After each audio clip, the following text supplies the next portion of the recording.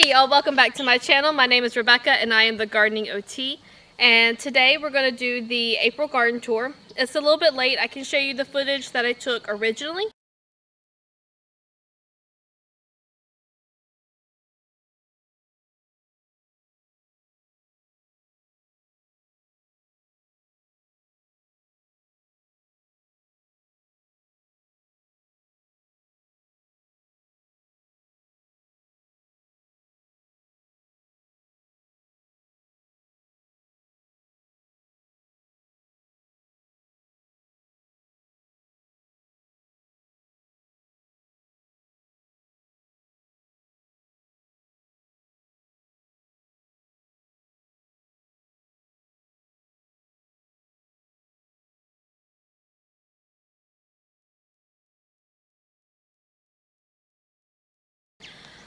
But the problem was that had a lot of things going on. Work's been busy. Weather kind of we had a lot of rain right at the beginning of the week. That made the garden too wet for me to be able to walk out in it. Because we had plowed it. So it wasn't real great footage, but I can still kind of give you a before and after and what's happened in a week's time. But the coolest part of today is that we're in the middle of a partial solar eclipse. So I've been doing a couple other things, and I'll show you some of the pictures. That's primarily what I'm doing during the middle of the peak of the eclipse. I don't still have my glasses from the previous solar eclipse. We had a solar eclipse and we had totality here where I live in, I believe it was 2017. It was in August. And that was like a really cool event because at that time, like, it all got dark. The birds that you hear behind me right now chirping, they all settled down for the night, and the night lights came on because it got dark enough. And it lasted for, I think, maybe 3 or 4 minutes, the length of totality. And it was really cool because it looked like it was dusk. Like, the sky started turning purple, the crickets started chirping, the birds kind of went to bed. It just kind of tricked them that it was nighttime, but it wasn't.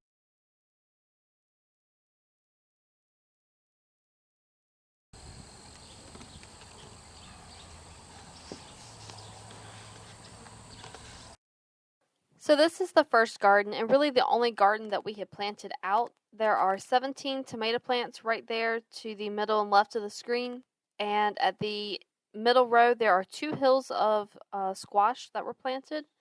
On the right, I've got the garlic that I planted back in the fall, and it's just kind of hanging out there. And at the end of the garden, I've let the broccoli and the collards seed out and just kind of let them go to flower. They bolted. I'm letting the bees enjoy them. And then behind them, I did plant, I don't know, something like maybe 50 onions. I didn't count. I had to throw a few away. And those will just kind of grow throughout the season. About midsummer, we'll harvest the onions. So this is one of my newest additions for this year. I wanted to try to work on growing things in a way that's going to be more conscientious of my space. I used to have like lots of pots of my herbs and have them scattered all around. So this year my plan is to try this. So I got 7 right here, and it's only maybe thigh high. I think I've got 1 or 2 more in the house that I'm going to bring out and add to this. And my goal here is mainly herbs, things that will be in small plants. So where things like thyme, oregano, I kind of want to try maybe a lavender plant in here, but it depends on how big it is when I get it. So just a couple different herbs, maybe small things that could grow in here. Lettuces was one of my thoughts. I've had pretty good success growing lettuce into the midsummer. I think I had it go as long as end of June, early July one year. And that was primarily because I had it in like a cool shady corner up against the house where it was very protected. And so that's what my plan was with this, was that I could put some lettuces in here, some herbs in here, and it only take up a small amount of space, whereas normally I would fill up like the entire back side of the house with plants. And then we get in everybody's way. So that's my plan for these. I'm really excited about them. And the better part is that for now, they're easy to store. Alright, it's time for every gardener's confession.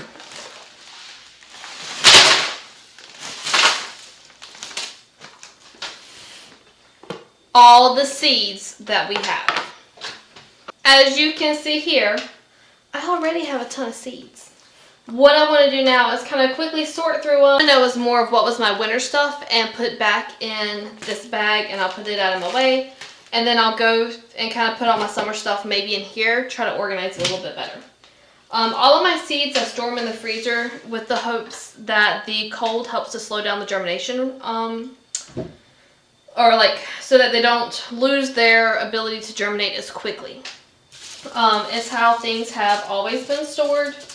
In my family, we've always put our stuff in the fridge or the freezer, and that's worked. We have plants or seeds that we've saved, like these. These are some small pumpkin seeds I saved from a pumpkin last year that I forgot to write the year on. But we've saved things year to year to year, and we'll save them over many years. We know what they are. We can go back and pull them out of the freezer, and they're still good even after 10 or 15 years. Seeds don't go bad after 1 year or one season, as long as they are stored correctly. Now, in the US, they are required on seed packets. Come on, focus. So they are required on seed packets in the US to put used by year printed somewhere on these packets of seeds.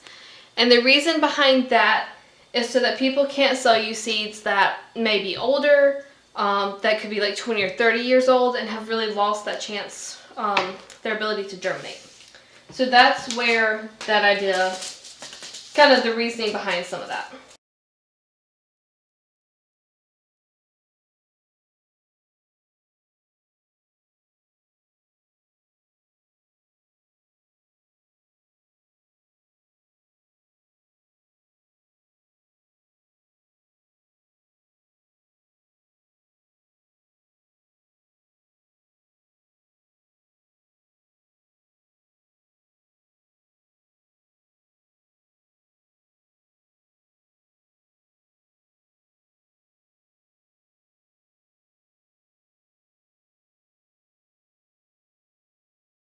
So now I've sorted out all of my seeds kind of into categories.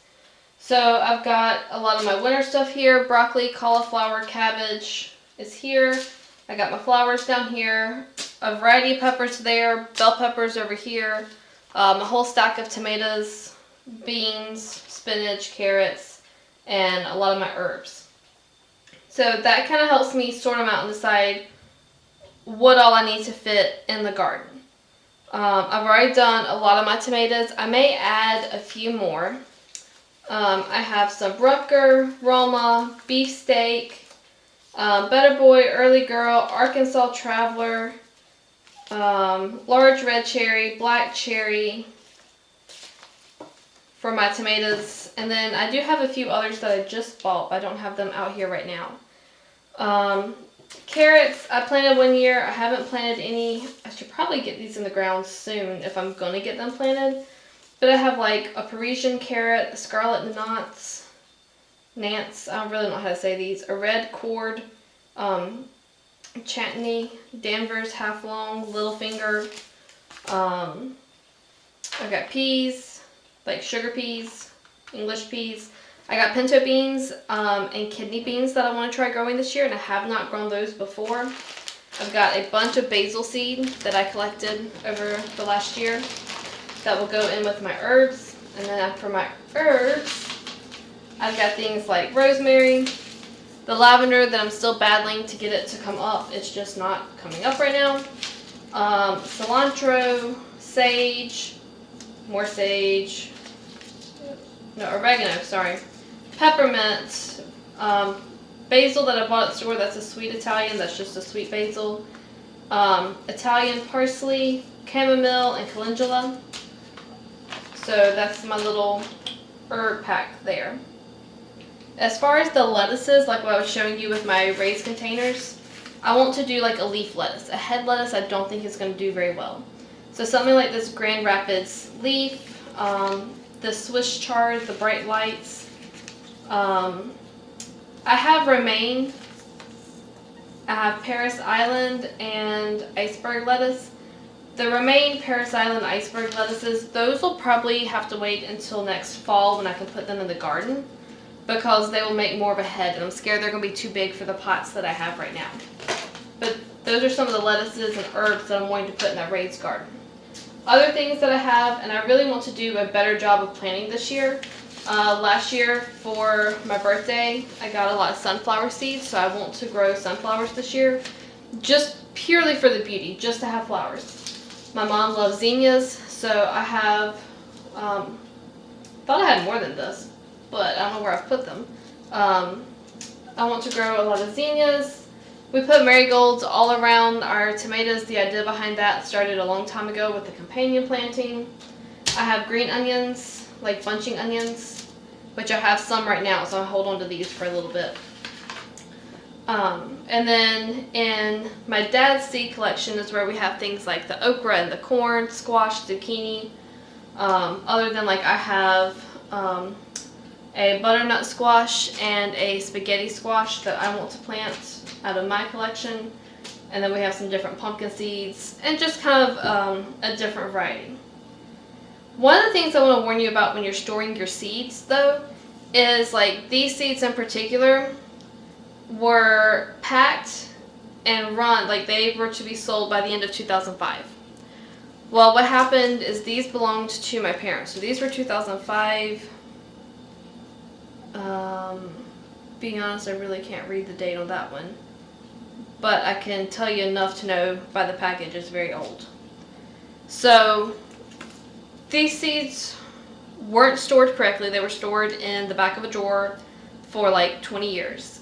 And their germination rate right now is like next to nothing. So more than likely I will just end up throwing these packets away because they are just a lost cause. They're wasted. That's why I want to warn you about how you store your seeds, just so that you can get the most out of the lifespan of your seeds. And then you can have pretty plants like my peppers here. I want to thank y'all for hanging out with me today. I hope you enjoyed the garden tour, even if I did get a little distracted by my friends here, and lose a little bit of my footage of the newer garden, the garden number 1 that I've already planted out. But overall, it's a good start to the garden, especially to be in April, and there will be more to come in May. Thanks for hanging out today, and I can't wait to see y'all next time. Until then, bye.